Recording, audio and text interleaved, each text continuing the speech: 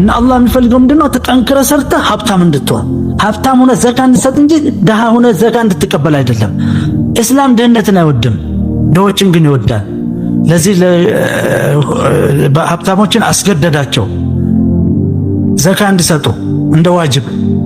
ከዘካ ውጭ ደግሞ በብዛት ገብጋባ ተብለው ገብጋባነታቸው ወደ ካቴና ተለውጦ አንገታቸው ላይ ወደ ጀሃነም እንዳይሳቡ የውመል ቂያማም እንዳይዋረዱ አውጡ አላቸው። ወአንፊቁ የሚለው ቁርአን ላይ ዘካውን አይደለም ሶደቃ ነው። እናንተ ሀብታሞች ተረዱ። ወአንፊቁ ይላል ቁርአን ላይ አንብቡት፣ ዘካውን አይደለም። ዘካ ሲመጣ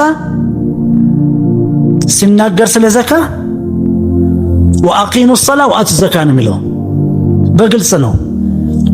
ወቅረኡ ማ ተየሰረ ሚነል ቁርአን ወቅረኡ ማ ተየሰረ ወአቂሙ ሰላ ወአቱ ዘካ ወአቅሪዱ ላህ ቀርደን ሐሰና። ወአቅሪዱ አላህ አበድሩኝ የሚለው ዘካውን አይደለም፣ ብድር ይላል አላህ። ወአቅሪዱ ላህ ቀርደን ሐሰና ኢነላህ የስተቅሪድና ገንዘቡን ሰጥቶ ፈጥሮን ገንዘቡን ሰጥቶ አበድሩኝ ይላል። አፈር ብለን እኮ እንድናወጣ እኮ ነው። አላህ አበድሩኝ ካለ